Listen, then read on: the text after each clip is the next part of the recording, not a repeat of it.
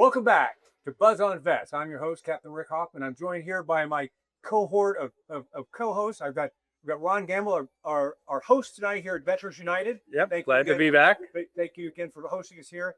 Cheers to you, Cheers. sir. Yep. Cheers. Yep. It is a paid political announcement. Thank you. Megan Maloney from Maloney Associates. Welcome back. Good to see you again this week. See you. And Phil Burt.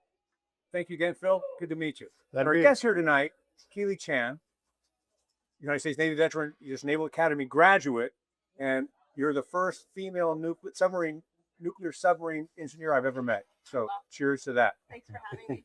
Tell us a little bit about from Los Angeles, how did you decide to serve in the United States Navy? Sure. So when I was about 11 years old, I joined a program called Sea Cadets. And at the time, Navy League. Yep. Shout out to Navy League. I had a blue and gold officer who introduced me to the Naval Academy. At that point in time, I had no idea what the Naval Academy was. He recommended for me to apply to a STEM program. So I applied as like a summer camp. You know, you go there for a week, you meet the midshipmen, you do a lot of STEM activities. I did that. I applied. I was caught. After I did that program, I was like, you know what? I want to go to the Naval Academy.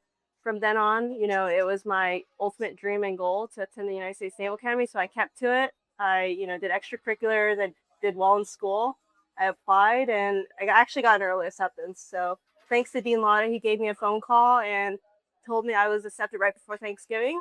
And I was, the happiest high schooler, could ever be. So From Los Angeles, you spent most of your career here on submarines on the East Coast. How did you find yourself in Jacksonville? That's a very funny story. I'm glad you asked. So going through your nuclear training pipeline, it's about a 1 year long program. You submit your dream sheet. So originally I wanted to go back to the West Coast. So I put everything but Kings Bay at the very bottom. And, needs of the Navy and, with operations, I got stationed on the USS Georgia at Kings Bay, Georgia, which surprisingly enough, she's actually getting decommissioned. SSGN. Yep, SSGN. Okay. And for those out there, they converted 4 ballistic missile submarines to be able to carry conventional weapons and deliver SEALs. So this is a very unique mission from the attack submarines and the ballistic missile submarines. Oh, absolutely. I was the Tomahawk guy at one point in the Pentagon, so I was there as they were making the transition to get more Tomahawks in cells downrange. So, very cool. So that yeah. So tell the audience what I did when I met you. He put his finger up to me and was like, just touch. I want to make sure she's real. She's like a Bigfoot to me. I've heard rumors, but I've never met a successful female submarine engineer. It's a new program. It was very volatile when it first happened. Probably still has its decriers, but to be successful not only academically but through the pipeline and then on the ship, I can't. This old captain is humble. Okay, just so you know. Thank you. I really appreciate that. What's new since I saw you last week? So Team RWB, we got a few new events here in Jacksonville. We got a big social coming up. We got the 9/11 stair climb that's coming up for 9/11, and we're actually kicking off some get outside events. Although it's a little hot right now, but we're dealing with it. We're getting out there and getting veterans connected to the community. So good for you. Good for you. Again, I commend to you the get together with the city. They've got a new park and a new Jack's Parks is great. Yeah, and they got a new center that they're building down at the east side of the city as well. That's good. Megan, what's new? How you been? Good. You have any questions for this young lady here? Now, what year were you on the submarines? 2020 to 2022. Oh, wow. Yeah, so right when COVID just started, so there was a lot of restrictions of movement and roaming before we went on our deployments. And then I got off shortly after 2022, right around the Russia-Ukraine conflict. So I was actually, able to help support that effort and be a part of that. So what do you do if you're having a mood and you just want to get off the boat? You don't. You don't, honestly. Trust me, that's not a girl question. That's a question that you can ask any of us. Yeah, you can't. Honestly, I mean, I really love the submarine forces because you're down there with such a great group of people. Everyone is so smart, so capable, but then you're also family. So like you rely heavily on each other. You lean on each other to kind of help get you through those hard, challenging days. Yeah. So I really am appreciative of the people that I got to meet down there and work with. Yeah. So I'm amazed. It sounds like an experience.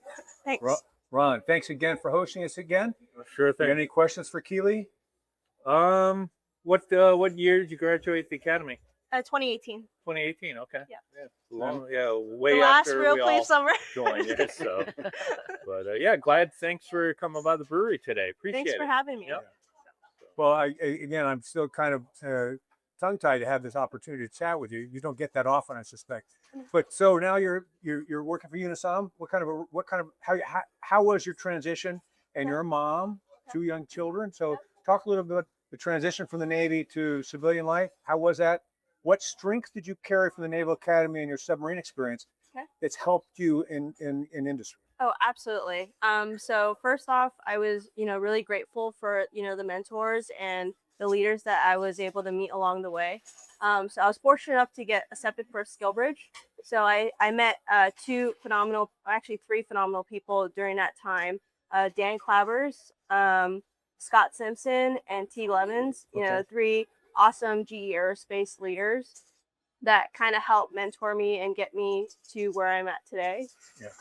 Currently, I'm in a rotational program, a leadership rotational program called Military Officer Leadership Program. It's called MOLP. And it's a 2-year program. I do 8 rotations. It's a very unfortunate acronym. I know. I do 3 8-month rotations throughout the business to kind of build that business acumen to kind of help me transition into hopefully a more business leader role. Yeah.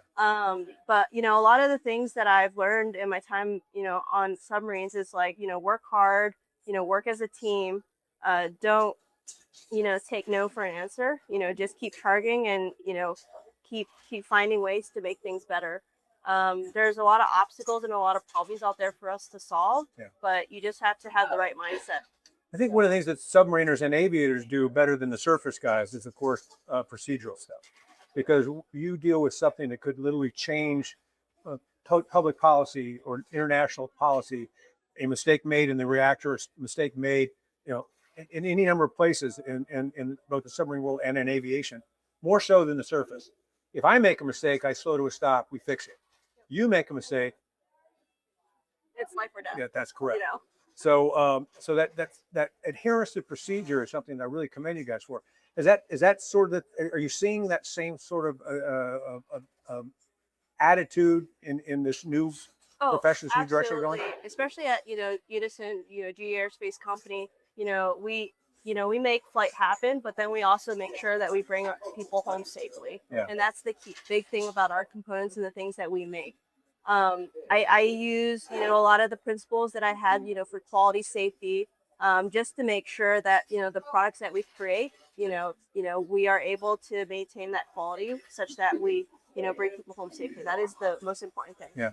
I had a saying when I had command of Way City, I had 400 sailors, and I would address them. And I had command during 9/11. Mm-hmm. So the immediate aftermath, this was 25 years ago, so I didn't look like this. I was young and mean back in the day. But in fact, I love it. Buzz on veterans is funny because when I was on the Enterprise Battle Group, this commanding officer of the USS Enterprise gave me a call sign. Surface warfare guys don't get call signs. Call me Buzz Lightyear. Now, again, 17 this neck, high and tight. It was a different look back in the day. I could pull it off back 30 years ago. But so Buzz on vets is fun for me. I would say that I got 400 sailors. I need to bring back 4,000 fingers and 4,000 toes. Oh, I forgot. Old technician, Smith, he lost a finger in a lathe accident. So 3,999 fingers, and I'm keeping track. Okay, so I mean, and the other thing that's important is you're not just affecting the lives of the sailors. You're affecting the lives of their family, their spouses, their moms, their dads, their kids, the whole 9 yards. So the enormity of that responsibility is not trivial. So I want to thank you so much for your service, and I love that you continue to serve in your community. And welcome to Jacksonville. And team, thanks again for joining me. Yep. And that's Buzz on Veterans here at Veterans United. Come visit us. The beer is cold and very tasty. Cheers. Cheers. Out here. Yeah.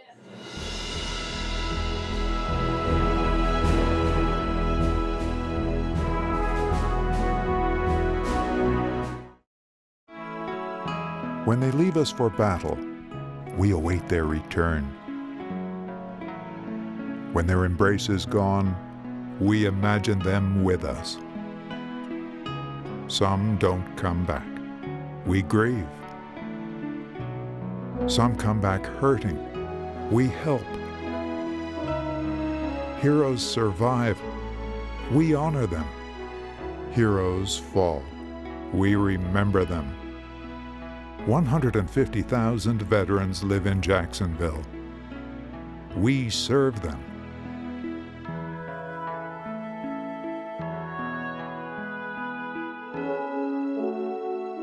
We're the Military Affairs and Veterans Department, City of Jacksonville.